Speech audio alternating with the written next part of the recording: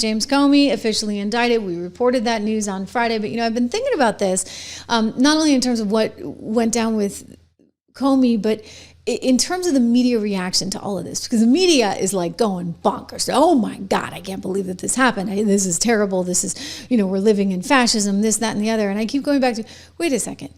I do recall that a former president of the United States actually said that Donald Trump was an illegitimate president. I mean, not to mention Hillary Clinton, not to mention Maxine Waters, not to mention like a slew of these people, okay? So don't give me that, oh my gosh, we're living in a totalitarian, authoritarian state, all that jazz.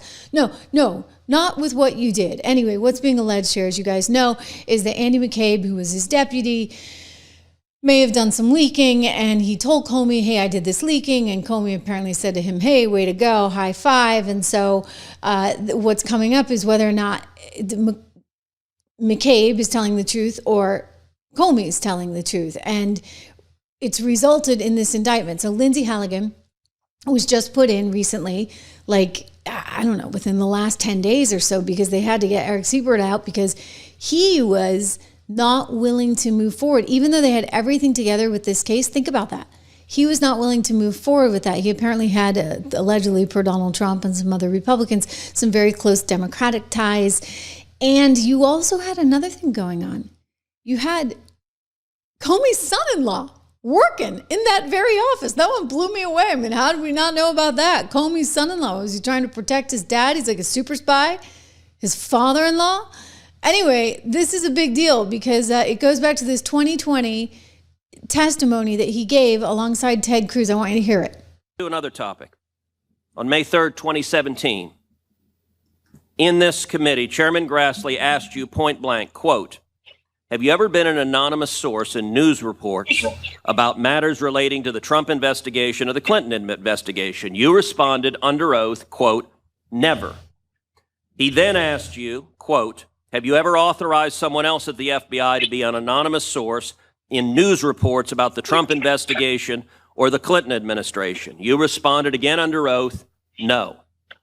Now, as you know, Mr. McCabe, who works for you, has publicly and repeatedly stated that he leaked information to the Wall Street Journal and that you were directly aware of it and that you directly authorized it. Now, what Mr. McCabe is saying and what you testified to this committee cannot both be true. One or the other is false. Who's telling the truth? I can only speak to my testimony. I stand by what the testimony you summarized that I gave in May of 2017. So your testimony is you've never authorized anyone to leak. And Mr. McCabe, if he says contrary, is not telling the truth. Is that correct? Again, I'm not going to characterize Andy's testimony, but mine is the same today. All right, I'm going to make a final point because my time has expired. This investigation of the president was corrupt. The FBI and the Department of Justice were politicized and weaponized. And in my opinion, there are only two possibilities. That you were deliberately corrupt or woefully incompetent. And I don't believe you were incompetent. This has done severe damage to the professionals and the honorable men and women at the FBI because law enforcement should not be used as a political weapon. Well, that's the truth. That is the truth. That is the truth. And Comey has now been indicted and will theoretically pay the price if it turns out he did lie, which the president has come out with full force saying. And by the way, I'm going to get into that because the difference between how the Democrats went about doing this and the way the Trump administration is doing this, there's a difference. There's a difference because Donald Trump just comes right out and says it. Right? Like he just says it and he's like, yeah, we want Pam to go after him and this, that, and the other. And so then people say, oh, he's weaponizing the government. Well, Biden did all that stuff. All of it. So did Obama, but they did it behind closed doors. And so, here you just got the president coming out and saying it all. That's the difference because, he talks. Now, this is about justice. He lied a lot, but this was a very important thing. He could have said, well, maybe, or I don't remember. He didn't say that. He gave a very specific answer, and then he verified it numerous times, and he got caught.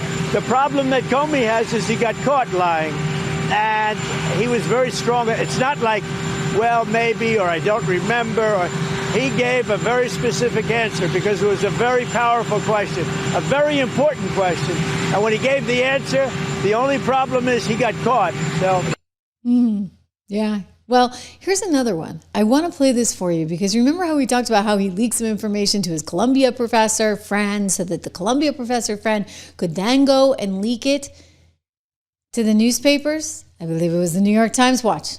Director Comey, have you ever been an anonymous source in news reports about matters relating to the Trump investigation or the Clinton investigation? Never. Have you ever authorized someone else at the FBI to be an anonymous source in news reports about the Trump investigation or the Clinton investigation? No. I needed to get that out into the public square. And so I asked a friend of mine to share the content of the memo with a reporter. Didn't do it myself for a variety of reasons, but I asked him to because I thought that might prompt the appointment of a special counsel. Okay, so now we can parse words here. So I guess technically he did not ask somebody who was in the FBI to leak it. He asked a friend of his. But isn't he then doing the leaking? I mean, he's giving something to his friend and he's saying, hey, friend, go and leak this because I actually want this special investigation to happen. That's kind of bad, guys. Like, I don't know how you turn that one into anything other than what it is, which is a you-know-what sandwich. Anyway, Brennan is now on defense. You remember John Brennan, right? He's like, oh, I didn't do anything wrong. They're not coming after me. They couldn't possibly be coming after me, despite the fact that Trump says, oh, they're coming for a lot of people. Again, he comes right out and says it, which is, part of what gets him in a little bit of trouble. But believe me, this was all going down before with the other guys. Just they were playing funny games, like calling their Columbia professor friends. Here we go. Comey has been indicted. Who is the next person on your list in this retribution? it's not a list, but I think there'll be others. I mean, they're corrupt. These were corrupt, radical left Democrats, because Comey essentially was he was worse than a Democrat. I would say the Democrats are better than Comey. But no, there'll be others. Look, that's my opinion. They weaponized the Justice Department like nobody in history. What they've done is terrible. And so I hope there are others, because you can't let this happen to a country. Will you appoint a permanent U.S. attorney to try this case? Lindsay You can't let it happen to a country. You absolutely cannot. And so now I want to go to John Brennan. Okay, so it's like super duper deep state. John Brennan, who's on set at MSNBC saying, well, they can't go after me for anything. And just think about what he's saying here, because remember, John Brennan was one of those that signed on to the 51X spooks. They all knew that the Hunter Biden laptop was being investigated by the FBI, but they just sat there and flat out lied to you over and over again. This guy went on television. He was an MSNBC contributor and just lied to you over and over and over again. I mean, that's pretty gross. Watch. I don't see any case against me. I have looked back on all of my actions and decisions, and with John Durham, the special counsel, and others that have looked at what we did, it was certainly consistent with our legal authorities and with the law. So I don't know what they're referring to there. Individuals who used to work in the government, even if their security clearances were revoked, they could be subpoenaed. They could be, called to provide testimony in support of whatever allegations they have. I don't see a case there. Trump has announced. Really, I'm kind of seeing a case, John Brennan. I think there might be one. And I think you're going to be in a lot of trouble, and I think they're going to find a lot of things. Again, let's talk about the difference between how this corruption is sort of approached, right? Obama was doing all kinds of things. Don't forget, Tulsi has uncovered that meeting he held in December, right before the transition, where they made a deliberate effort to make sure that they would come up with this Russiagate, even though they had intelligence that said the Russians had nothing to do with the election. No, they decided to assemble everybody and put together a narrative and work on that narrative. And what happened? Oh, that narrative echoed. It ricocheted from one network to another, from one newspaper to another. And they just kept going with it and going with it and going with it, to the point where, James Comey is out there saying, well, I'm going to have to tell Donald Trump about this one dossier that we found, even though they knew it was fake, right? because they want to be able to leak that to the media too. And then they went out and they indicted 19 people. So before anybody says, oh, the Biden administration, they were so squeaky clean, they didn't do anything wrong. This is a total I can't even say it. We'll go with authoritarian nut job.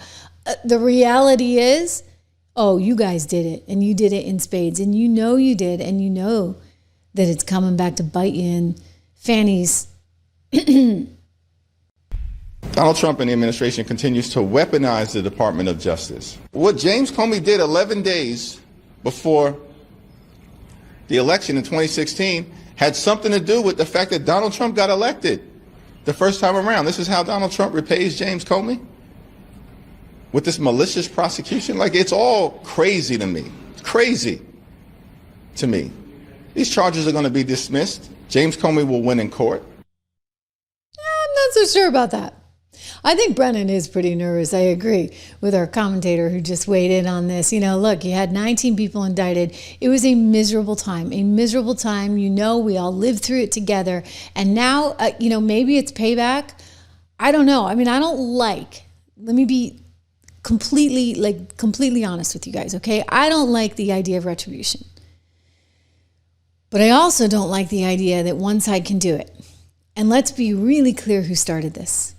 Really clear, because I've told you before, the president told me himself that he wasn't going after Hillary Clinton because he didn't think it was appropriate, because she was the former, or I guess then current wife, if we can call her that, of one Bill Clinton, a former president. He also said she was my competitor. Like, I don't want to do that, because then we're just going to turn into a banana republic. And so he really felt very strongly about not going after her for those emails and the servers. And he went in there just to do a good job, just to try and get the economy in a better spot, which he did, right? We saw middle-class wages grow for the first time, the most they'd ever grown since all the way back to, you got to go back to JFK to see wage growth like that, median wage growth. So the economy was humming along. I mean, everything was great up until March 2020, when we got a virus courtesy of a lab in China, right? And then Fauci lied about that one too. And this is all coming out too. These are big things. I mean, you cannot lie to the people like this. And for whatever reason, they thought they had it all rigged. And now he came back and he won. And so this is sort of the wrinkle in the plot, if you would. Don't forget what happened back in November of 22. A reporter asked in an international press conference, hey, Joe Biden, President Biden, can you reassure foreign leaders that there's no way Donald Trump is ever going to return to power? And what did Biden say? And I quote, well, we just have to demonstrate that he will not take power if he does run. I'm making sure he, under legitimate efforts of our Constitution, does not become the next president again. Oh, play it again, Sam, okay? He does not become the next president again. What do you know? I think the more you guys said that, the more the American people were determined to elect him. And so this is how it went, with people like Hillary Clinton saying in a 2019 podcast, I've been interviewed, he knows he's an illegitimate president. And because of that, he's obsessed with the fact that he won the Electoral College. He lost the popular vote by 3 million plus votes. Hey, Hillary, guess what? I guess you got that going for you, because Kamala doesn't.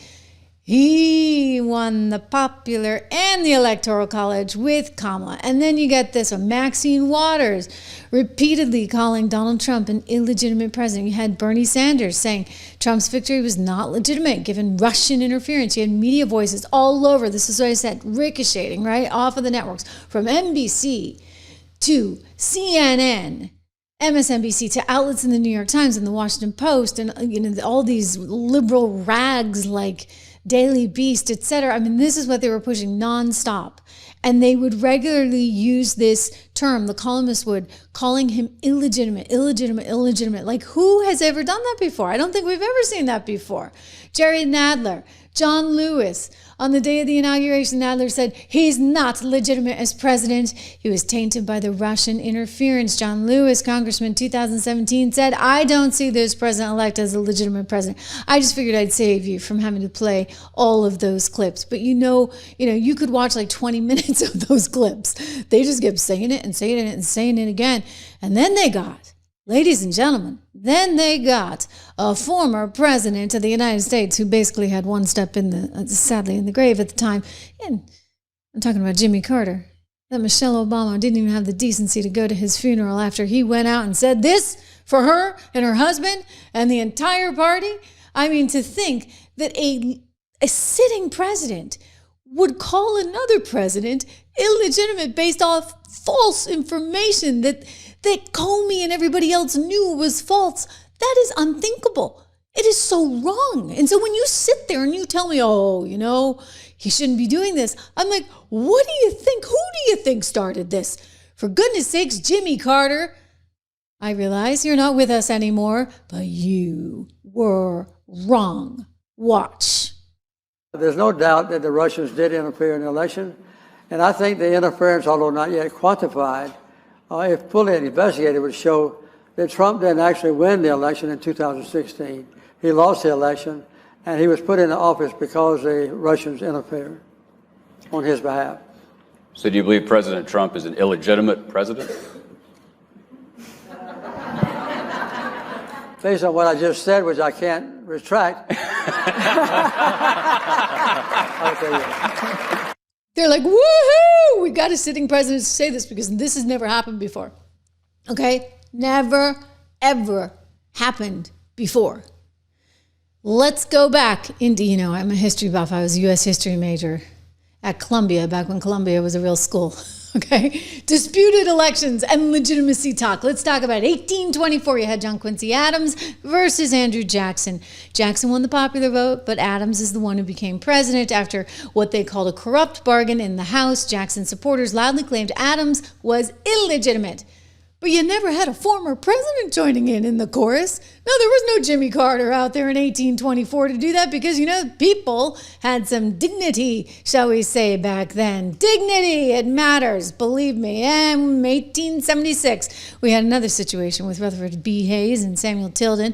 This is the closest historical parallel, really, to what we saw now. You had Hayes losing the popular vote in a backroom deal, the compromise, right, of 1877, which handed him the presidency. And many Democrats called him his fraudulency, kind of like illegitimate president, not my president. The Russians handed it to him. But again, no ex-president actually came out and said he was illegitimate. You had no sitting president who used to formerly be president of the United States come out saying anything like that. That's just unheard of, right? Because you're then undermining the entire trust in the system altogether.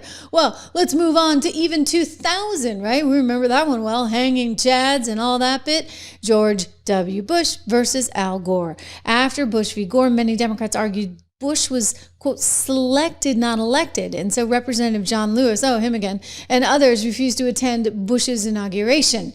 But Gore himself did concede. Bill Clinton never called Bush illegitimate. And the party leadership accepted the Supreme Court's ruling. So what's going on now? Why would we have a Jimmy Carter do that? They put him up to it? Wow. And how do you explain all this TDS on steroids that just won't seem to go away? I would say that the way Obama approached this, he had the media in his back pocket. Biden had the media in his back pocket. They were just doing nice little cute stories about how cute he was when he licked ice cream cones, right? And they refused to acknowledge any reality, including the disastrous health decline that was obvious to anybody who could see it. And if I reported on it here, I had to be very, very careful, right? I had to say, well, I'm not a doctor, but I've seen this before. They were going crazy. You weren't allowed to talk about these things. It was awful, guys. It was awful. Okay, so don't tell me that they didn't do it because they did it in spades.